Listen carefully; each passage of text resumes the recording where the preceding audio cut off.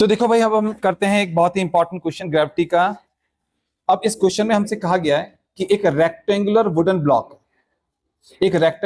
Block है जिसका मास कितना है, 4 किलो। तो इस प्रकार से एक रेक्टेंगुलर वुडन ब्लॉक है,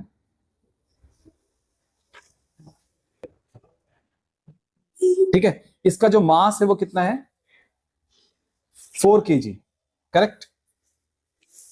एंड इसका लेंथ, ब्रेड्थ एंड हाइट हमको गिवन है। लेंथ इसका है 50 सेंटीमीटर, ब्रेड्थ इसका है 25 सेंटीमीटर और इसका हाइट है 10 सेंटीमीटर।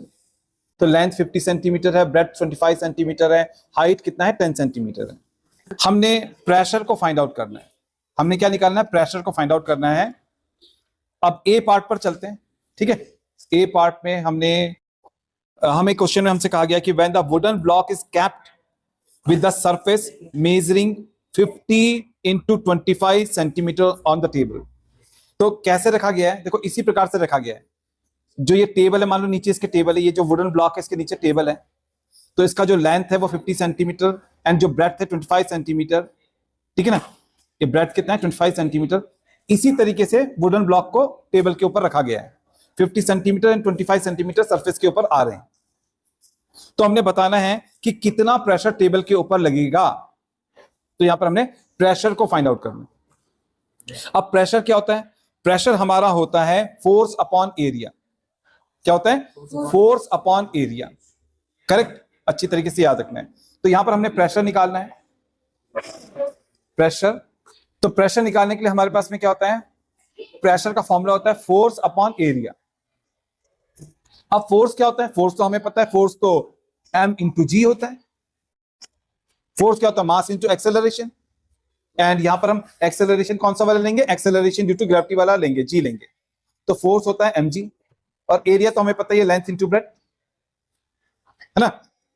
तो m मास कितना है इस ऑब्जेक्ट का जो मास वो कितना है, 4 kg है। वुडन ब्लॉक का मास कितना है, 4 kg है। तो मास की जगह पर आएगा 4 kg। अब जी हमने लेना है ना, जी हम लेंगे यहां पर एक्सेलरेशन ड्यू टू ग्रेविटी लेंगे 10 मीटर पर सेकंड स्क्वायर। की क्वेश्चन में हमसे कहा गया है कि जी हमने लेना है 10 मीटर पर सेकंड स्क्वायर, करेक्ट। अब एरिया कौन सा लेंगे, एरिया लेंगे ये लेंथ और ब्रेड्थ, क्योंकि हमने ऐसे ही करके इसको रखा हुआ है। 50 centimetre into 25 centimetre surface area table के ऊपर टच कर रहा है। तो जो ये वाला एरिया टच कर रहा है, तो ये वाला एरिया हमने नीचे लेना है। तो 50 सेंटीमीटर इंटू 25 सेंटीमीटर को यहां पर लेंगे। अब थोड़ा प्रॉब्लम यह है कि सेंटीमीटर में क्वेश्चन को हम सॉल्व नहीं करते हैं। तो मीटर में कन्वर्ट करने के लिए हम क्या करेंगे, 100 से डिवाइड करेंगे 50 को। तो 100 से डिवाइड करेंगे तो जो नीचे 100 आएगा वो ऊपर पहुंचा देते हैं हम लोग। इसके नीचे 100 आएगा जो इसको सेंटीमीटर से मीटर में बदलेगा, तो उस 100 को हमने ऊपर पहुंचा दिया। इस वाले सेंटीमीटर को हटाएंगे, मीटर में जब बदलेंगे तो नीचे 100 आएगा, तो उस 100 को हमने ऊपर पहुंचा दिया, करेक्ट कि नहीं। चलो भाई, अब क्या करते हैं, देखो भाई 0 से तो 0 कट गया, करेक्ट। अब 5 से काटते हैं तो 5 20 जा 100 होता है, 25 4 जा 100 होता है, ठीक है। तो अब हमारे पास में यहां क्या बच गया, एक तो बच गया 4, एक बच गया 20 और एक बच गया 4। तो 4 4 जा 16, 16 2 जा 32, तो ये आ जाएगा हमारे पास में 320। अब प्रेशर है तो ये पास्कल में आएगा, किसमें आएगा, पास्कल। प्रेशर का यूनिट होता है पास्कल। तो जब हम वुडन ब्लॉक को इस प्रकार से रखते हैं कि नीचे जो सरफेस है वो 50 सेंटीमीटर इंटू 25 सेंटीमीटर है, एंड अगर इसका मास कितना है 4 kg है इस वुडन ब्लॉक का, तो वो कितना प्रेशर लगाएगा टेबल के ऊपर, वो लगाएगा 320 पास्कल, ठीक है। तो ये आ गया ए पार्ट का फाइनल आंसर। चलिए अब हम बी पार्ट को सॉल्व करते हैं। बी पार्ट में अब हमने क्या करना है, बी पार्ट में हमने वुडन ब्लॉक को कैसे रखना है, वुडन ब्लॉक को इस प्रकार से रखना है, इस प्रकार से रखना है बी पार्ट में। एंड नीचे अब कौन सा सरफेस आना चाहिए, 25 इंटू 10 वाला। नीचे क्या आना चाहिए, 25 इंटू 10 वाला आना चाहिए।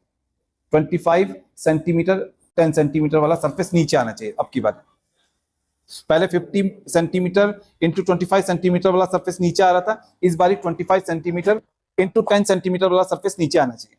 तो इस बारी हमने प्रेशर को ऐसा रखने पर कितना प्रेशर लगेगा टेबल के ऊपर, ये निकालना है। तो प्रेशर निकालने के लिए हम क्या करते हैं, प्रेशर का फॉर्मूला हमें आते ही, प्रेशर का फॉर्मूला होता है फोर्स अपॉन एरिया। अब फोर्स क्या होता है, फोर्स होता है mg, है ना, मास इंटू एक्सेलरेशन होता है, एक्सेलरेशन हम g लेंगे, तो फोर्स हमारा हो जाएगा m इंटू जी, और एरिया तो लेंथ इंटू ब्रेड्थ होता ही है। अब मास कितना है भाई, 4 किलो का ये वुडन ब्लॉक है, 4 किलो का ये वुडन ब्लॉक है, तो मास कितना है 4 किलो, और जी एक्सेलरेशन ड्यू टू ग्रेविटी हमने 10 मीटर पर सेकंड स्क्वायर तो लेने ही है ना। और लेंथ कितना है, इस बार लेंथ क्या है 25 सेंटीमीटर, क्योंकि इस बार हमने इस प्रकार से रखा कि नीचे 25 सेंटीमीटर एंड 10 सेंटीमीटर वाला सरफेस नीचे आ रहा है, तो 25 सेंटीमीटर इंटू 10 सेंटीमीटर वाला सरफेस इस बार नीचे आ रहा है। सेंटीमीटर को हटाइए, ये मीटर बनाना है तो ऊपर 100 से इंटू कर लीजिए, सेंटीमीटर को हटाइए, मीटर बनाना है तो ऊपर 100 से इंटू कर लीजिए, करेक्ट। अब देखो भाई 10 से 10 कैंसिल आउट, 25 4 जा कितना होता है, 25 4 जा 100, तो 4 यहां पर आ गया। अब 4 4 जा 16, 16 इंटू 100 1600, कितना आ गया 1600। अब क्योंकि हमने प्रेशर निकाला तो पास्कल, तो यानी कि जब हम इस प्रकार से वुडन ब्लॉक को रखते हैं कि नीचे जो सरफेस है वो है 25 सेंटीमीटर इंटू 10 सेंटीमीटर, तो ये टेबल के ऊपर कितना प्रेशर लगाएगा 1600 पास्कल। तो ये आ गया हमारे पास में बी पार्ट का फाइनल आंसर। बहुत ही ज्यादा इंपॉर्टेंट क्वेश्चन है, अच्छी तरह प्रैक्टिस करना है, ठीक है।